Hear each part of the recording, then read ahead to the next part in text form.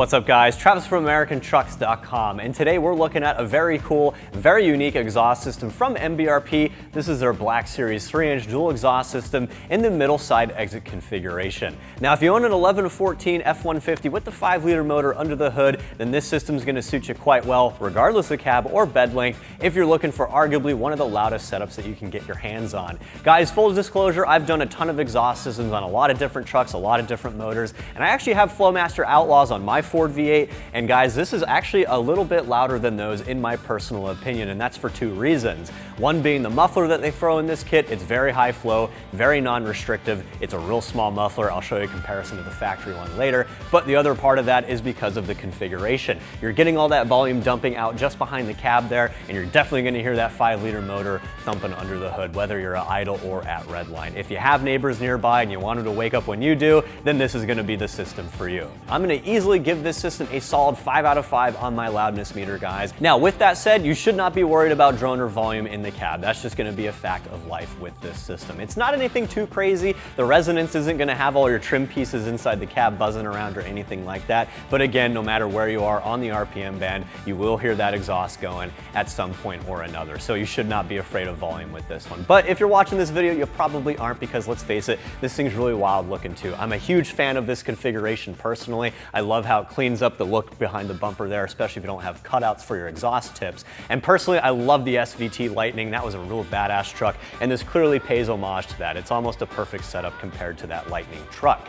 Now, as far as the install goes, guys, this system's very affordable. It actually comes in at around the $600 price point, and that's for a pretty simple reason. They didn't do as much fabrication and pre-assembly as a more expensive setup in this configuration. You do have to play around with fitment a little bit as far as how the muffler's oriented, and you gotta kind of figure out this perfect formula for getting everything lined up. It does take a little bit of time, and maybe the instructions can be a little confusing, but I promise you that's not going to be a problem, because if you do decide to opt for this system, you can actually come back in a little bit and I'm going to show you guys the entire install step by step, so that's not to worry. But once the system is installed, guys, it sounds perfect and it looks really good. So for that reason, I'm going to go ahead and give the install a pretty modest 2 out of 3 wrenches on the old difficulty meter, and I wager it'll probably take you about 2 hours in the driveway with some basic hand tools to get this thing bolted on. You might have to make one cut to the provided mid-pipe, but again, there are directions that tell you how much to cut, and I'll also walk you through that as well. Now, one last thing to consider is overall build quality. The system bolts up nicely, and honestly, at the $600 price point, you're definitely getting a lot more than you pay for, in my personal opinion.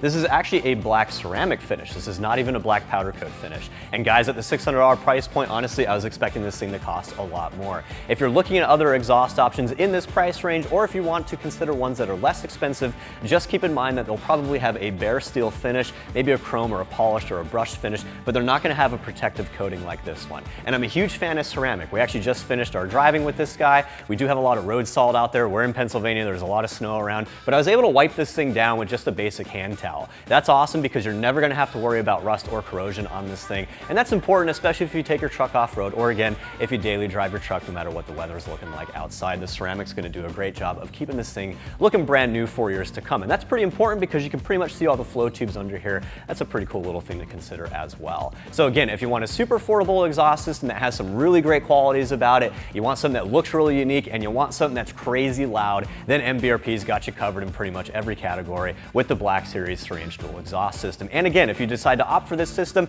come back in a little bit when it shows up at your door. I'm going to show you exactly what tools you need to get out of the old toolbox over there, and then again, we'll get into that install. I'll walk you through it step by step. Okay guys, before we get started, you'll need a standard drive ratchet, you'll need a 5/16 Allen key or Allen head socket, and you'll need some SAE hardware, including a 1/2-inch socket and wrench, a 9/16 socket and wrench, and you'll need some metric stuff, including a 13mm shallow or deep socket and a 15mm deep socket.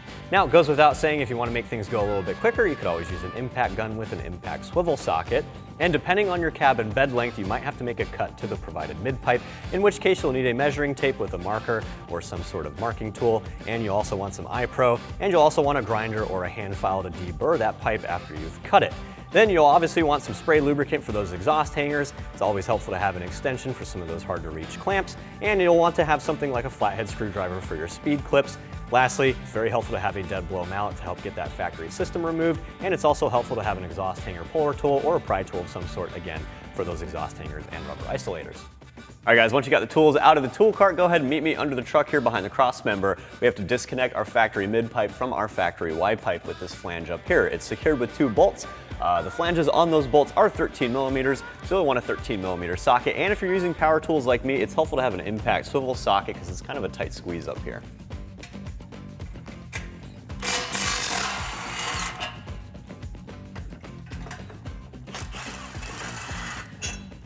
All right guys, once you got those bolts removed, technically our catback is now disconnected from the truck, but obviously it's still in place with all those rubber isolators. There's actually 3 in total. There's one just in front of the muffler, one directly behind it, and then one out near the bumper / leaf pack at the tailpipe. So what you want to do, grab some spray lubricant. I highly recommend some WD-40 or some PB Blaster if there's a lot of rust. You want to spray down all those rubber isolators, really get them soaking up a little bit, because what we're going to do next, grab an exhaust hanger puller tool or a pry tool of some sort, and you're actually going to be pushing all of those exhaust hangers out of those rubber isolators. That's going to unseat the catback from the truck, then we can pull it out from underneath. Now this system is pretty heavy and I'll go into a little more detail in a little bit, but let's go ahead and get those sprayed down and get them soaking first.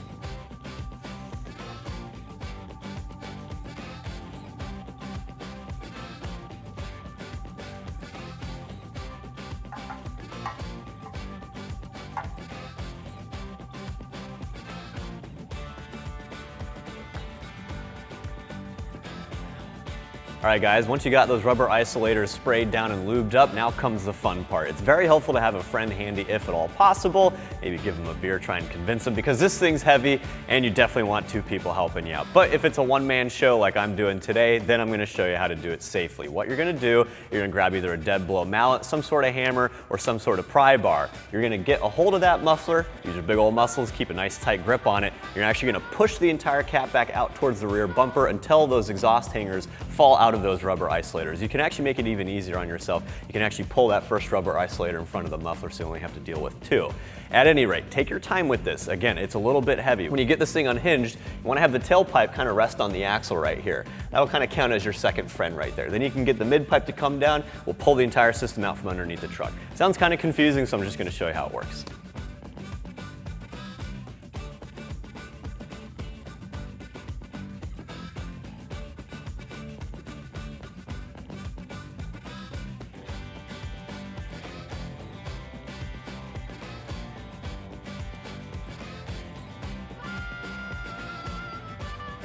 Now while we have both systems sitting here next to each other, I wanted to point out some cool differences and similarities that I think you guys might like. Some of the cool differences here, we are stepping up the mid pipe to a 3.5 inch tube. Our factory setup is somewhere around 2.5 inches to 2 3/4 of an inch. And obviously we also have the factory resonator on here. We're ditching that completely. So that's where you're getting all that deep tone coming into this muffler. And then obviously it goes without saying, this muffler is a hell of a lot smaller than the factory system. This thing has all kinds of baffles and chambers in it. It's not good for high flow and it's not good for volume.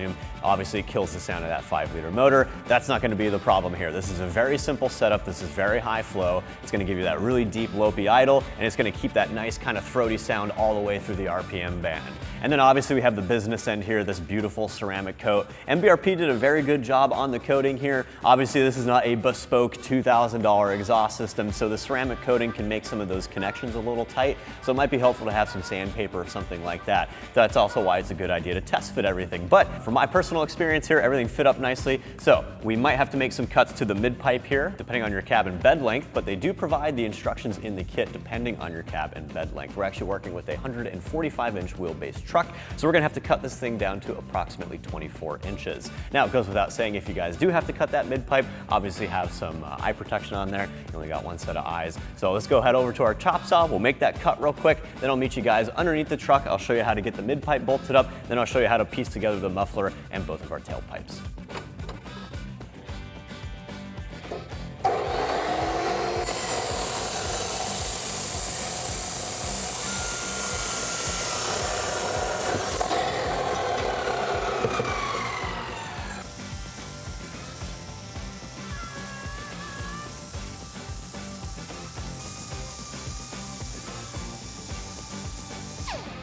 All right, once you have your pipe cut and deburred, you want to grab the flange provided in the kit and face it on the pipe like so. Then you're going to press it into the wide pipe fitting right here, and they do provide new hardware in the kit, these bolts with flat washers, crush washers, and nuts. This is actually 9/16 hardware. This is SAE and not metric. So you'll need a 9/16 wrench and a 9/16 socket. If you only have metric stuff hanging out, you can get away with a 14 mil, but it might be a little tight.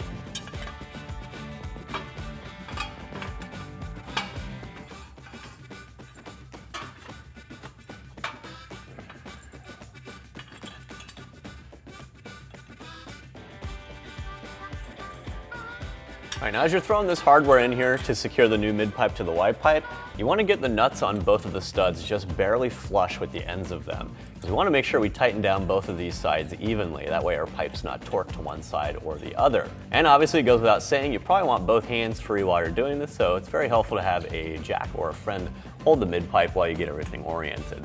Then again, you can drive it home with that 9/16 hardware.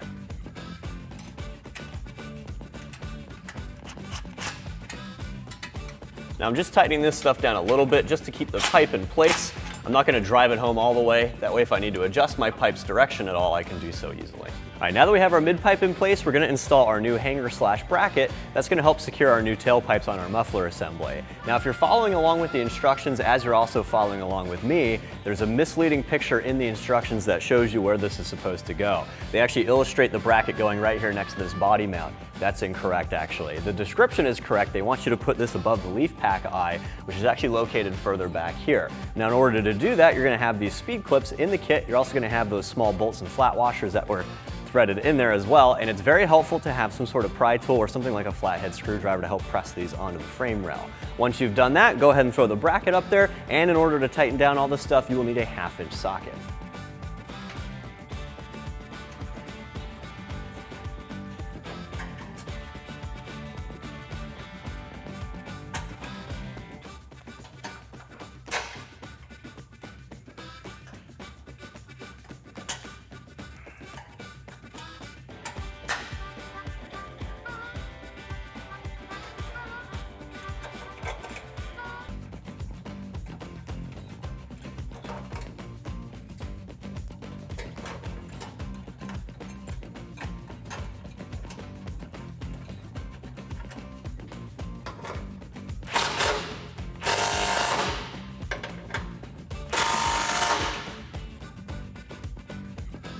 Okay, once you have your bracket in place, go ahead and throw a bang clamp on the end of your mid pipe there, and you also want to throw your muffler in place. Now the muffler needs to be at approximately a 35-degree angle in order to accommodate both of the tailpipes, but it can be a little bit of a pain getting both of the tailpipes in the muffler as well as all of our hangers, so we're not going to tighten this down just yet. We're going to leave it free so we can rotate it. We'll tighten everything at the end. Okay, once you have the muffler generally oriented, you want to get both of your clamps on there, and you're going to be grabbing that tailpipe with both of the hangers on there. That's going to go into the bottom of the muffler. As you're doing that, obviously you want to make sure you get that exhaust hanger into that first rubber isolator as well. And once you got both of these in place, go ahead and come on the outside of the frame and get that other hanger in there.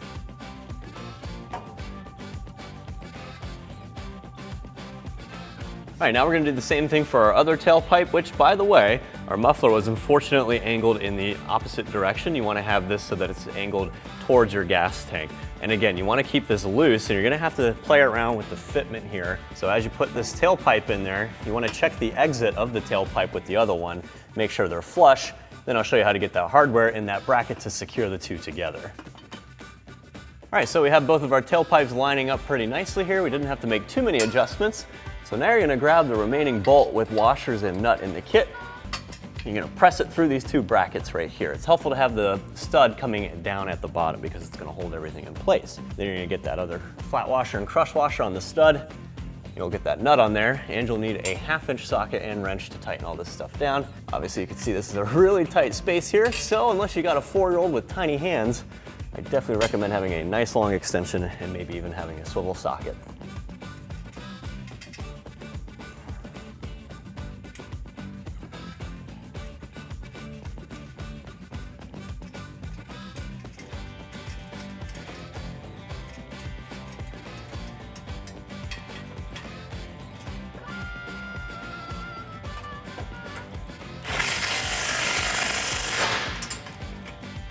All right, now we're gonna throw our exhaust tips in place. And again, that ceramic coat can be a little tight on here, so if you need to, you might wanna gently tap on the end of the tailpipe with a rubber mallet or something like that. But once you got both of those tailpipes in place and you're happy with where they're sitting, you wanna go ahead and grab a 5/16 Allen key or Allen head socket and drive those home.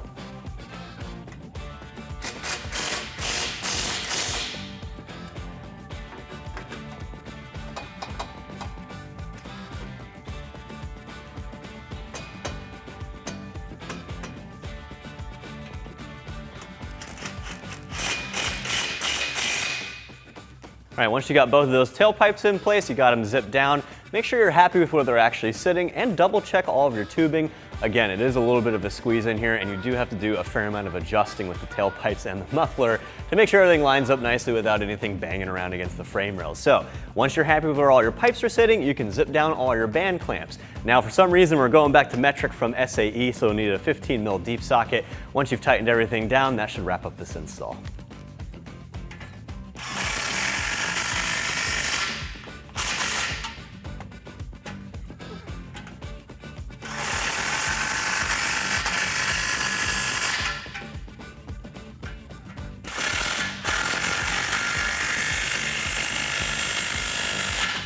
All right, band clamps are tight. Again, our factory connect clamp right here is SAE 9/16 wrench and socket.